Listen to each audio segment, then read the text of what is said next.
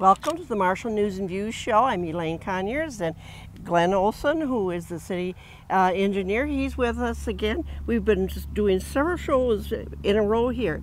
The reason, because there's so much going on here, Yes, and we want to cover that.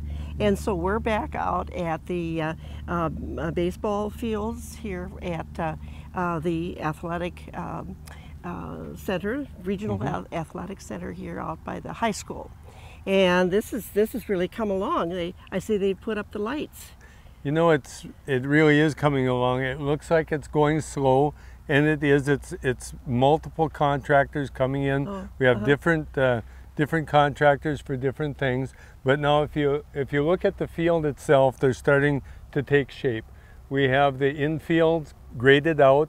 That's called ag lime. It's kind of an orange-colored infield for the playing surface. And then you can see in the background the black part. That's going to be the grass. It's already seeded. It's been graded and seeded. The electrical lines are put in. You can see some of the conduits still sticking out of the ground here and there. We've got the ball field lighting up for the two north fields. So we call them fields 1 and 4. And hopefully at some time in the future we can get the other fields lit as well. But we're kind of going through it with a mind of conservatism, where we're not going to do it all at once. We'll do some at a time, do what we can afford at this time, and then add on to that later. But all of the irrigation is in, all of the underground piping is in, the lighting is in. So we're kind of getting ready for the ball fields and developing them in 2016. The intent is that we would be playing on these ball fields in 2017. So we'll see how that goes. We have the pumping station has been delivered. That's just a small building, beige with a green roof. That will be put in place. The reason for that pumping station is twofold. One is to use city water with a booster station to boost the pressure of the water up to 100 psi for use of city water. The other is there's a deep culvert put in the ground that water comes from the stormwater pond and into there, and we can use stormwater when stormwater is available instead of buying the city water. Good idea. It's less expensive, and over time that pumping station pays for itself. We're also working with the high school in that we're receiving bids on the 15th of the month to possibly supply pond water to the school's ball diamonds as well. So depending upon how those bids come in and the feelings of the high school, that's something that could be made available through the same pumping station. So whether or not the school goes forward, that pumping station could be utilized by the city only, or by the school and the city. Sure, wonderful. It's going to take a while to develop. Where we're standing is going to be the location of a future concessions building, and also maybe some areas to spread out a blanket and have a picnic lunch or something like that during the tournament games and regular games that will be held here. You can see also that it's an elevated venue for the fans that want to come and see. You're actually looking down on the fields. It's really a lot nicer to view the ball game based upon being able to see the infield and the players and the outfield and the players much easier than standing or sitting down at the grade of the field itself. So it's going to take us a while to develop this. You have to be patient, but it's coming along. Now the fields are developing with the grass and the infields, and we'll be developing the rest of it later.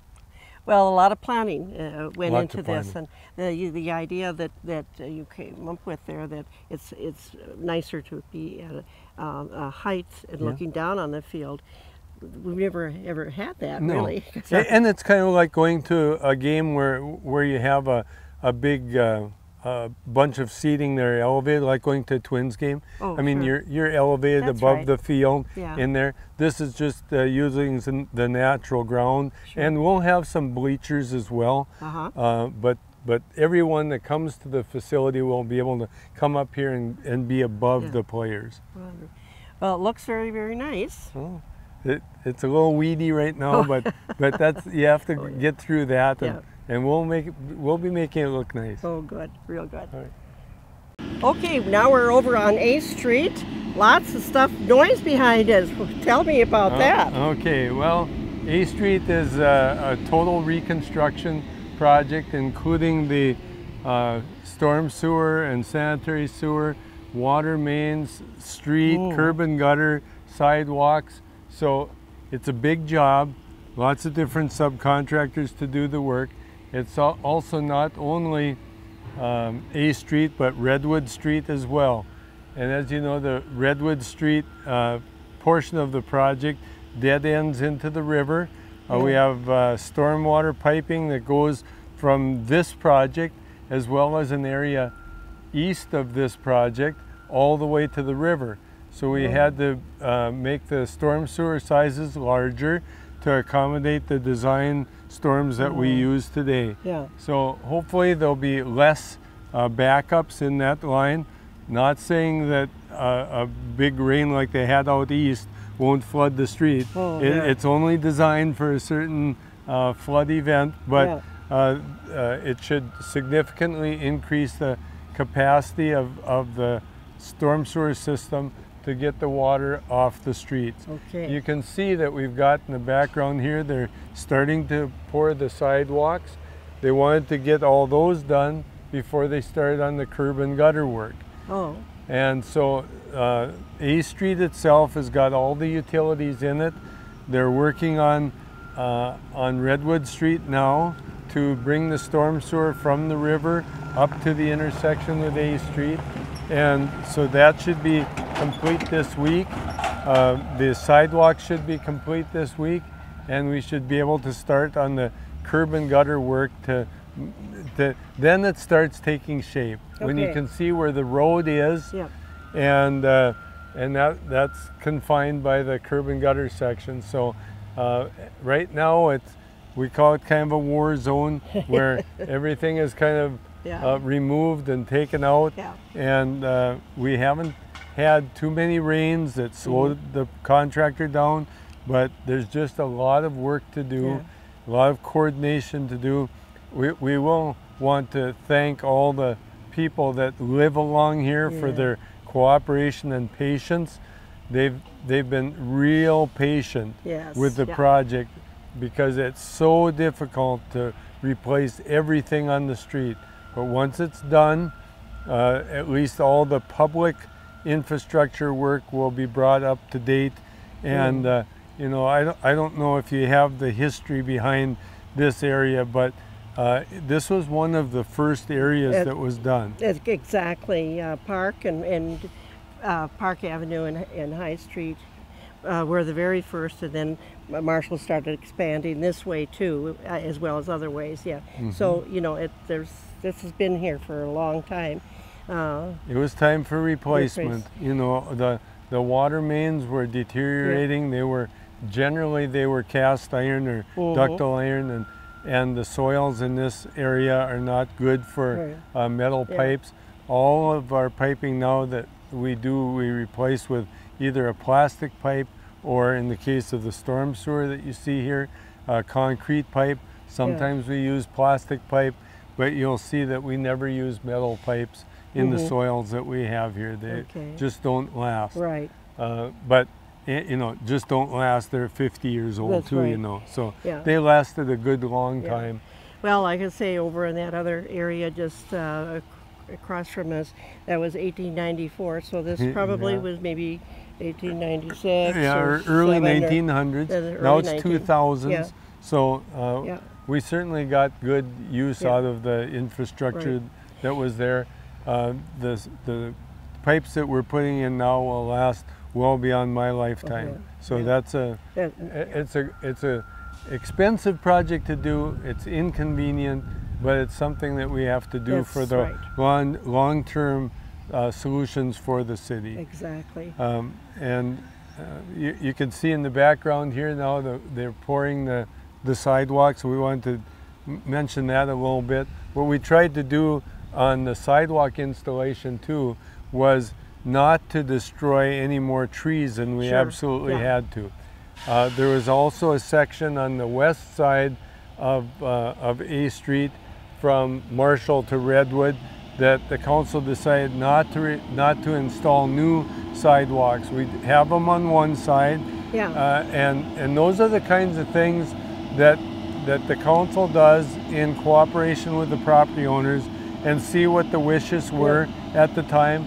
And even if we design the system to have sidewalks on both sides, it's not always a have to do. We work with them, and that's what we did here to define which areas got sidewalks, and everyone can use the sidewalks on the one side too. Now but on this side where there's no sidewalks, there'll be curb and gutter. There will be curb and gutter and new street and then grass behind. What we did is we were able to save quite a few more trees doing that, and mature trees are a big investment as well. So we take that into consideration when we're developing a project. Hopefully, and we'll have one more time out here probably, but hopefully we'll have the curb and gutter and the first couple lifts of asphalt put in before winter. Now, on a major reconstruction project like this, we like to see the top lift of asphalt wait till the following year. Now, it's a little bit hard on the curb and gutter because there's a concrete lip there, and the snow plows sometimes will run into that a little bit and chip it and have some abrasion there. But we think it's better to do it that way than to put the final lift on, and then we probably will get a little settlement in that final lift. So that's what we like to see. There's a remote possibility that we would get the top lift of asphalt on, but if not, that's kind of how we like it. That we can do some leveling the next spring and then put the new lift, the final lift of asphalt on the next year. So, but people will be able to use the road all winter. They will be able to use the road all winter, and all the utilities will be operational for the winter as well. So I have to ask you, maybe our viewers know, but I didn't know what this apparatus was over here. That metal metal thing, you got to tell me how to use that. That's called a trench box, and when you have a deep utility that you're replacing, you actually it's laying on its side right now, so you tip that up and you put that down in the excavation so that the sides don't cave in on the workers. So the workers actually work right inside that steel structure when they're down in the ground. And sometimes when it's deep enough, when it's real deep utility, they stack a couple of those, one on top of the other. So you can see the structure of that is very safe. When you put that down in there, you're laying your pipe and you're doing your work with that protecting you. If you don't use something like that, you have to widen out the excavation, and sometimes you can't get it wide enough for safety. And it all depends upon the type of soil that you have. If you have clay that holds its shape, that's better, for sloping back than if you have sand. Sand won't stand in a vertical or even a slight angle excavation. So that's the places that you use those trench boxes, is either for a very deep excavation or one that is made up of silty sand or but clay, if it's not so deep, you can excavate it and have a reasonably set slope to work in there. The most important job of underground work is safety. That's right. You want to protect your workers, you want to protect your inspectors, and I wouldn't expect to send somebody down to work if I wouldn't go down there myself. Right. So right. it's very important to be safe, Yep. and that's what that's for. Okay, now we're up on Highway 23 and Windstar Street. 59, yeah, Or 59. 59, excuse me. Yep. Yeah, that's right. Excuse me, 59. And we were out here a couple weeks ago, and boy, they've done a lot of work since then. They've got a lot of work done. You can see we've got turning lanes coming from the south, coming onto this roadway. We also have the turn lanes coming from the city, going onto the site as well. We have traffic that will come from Windstar Street from the west and be able to cross over Highway 59 and go to the east side of town, whether that's Menards or the liquor store or Walmart or any of the newly developing areas. That's what this crossover was for. It's included in the city's master plan for roadway development, that ultimately this will probably be one of our main thoroughfares crossing the street. And as you remember, there was discussion about relocating the signal lights from Boyer to Windstar Street. And what we're trying to do is we're going to see how this develops. And if in fact this intersection needs signalization, it's something we can address in the future. Okay. Right now, there's not a lot of traffic that we've designated for this roadway, but as the area develops, both east and south of here, this will become a more major intersection, and we'll have to be able to adjust traffic control devices as necessary for the safety of this intersection. In the meantime, we believe the stop signs on Windstar Street, making Windstar Street yield to any traffic on Trunk Highway 59 is the way to go. Yeah. That's the way it is now. You've seen a lot of traffic come from the west here. Yep. There's not an issue with people turning and coming through this intersection. It's also fairly busy because we've got the Saratoga Street intersection closed down. Yeah. So a lot more traffic is coming through here now than does on a normal basis. But we believe that if it handles traffic now with that closed off and additional traffic coming here, it should be able to handle traffic when that opens up for a fairly long period of time. Yeah. But we are certainly open to, if there gets to be the need for traffic signals, discussing that at a future date. But you can see lots of work to do this. We had to do additional street lighting, make sure this area is lit well. Yes. And it connects now to our developing area to the east of us. It will push less traffic down to our other signalized intersections than previously existed. So we think this is going to be a long-term improvement for access from east to west across this for developing over here. Very good. Well, this has been very interesting, and we'll be back next week. We're going to continue this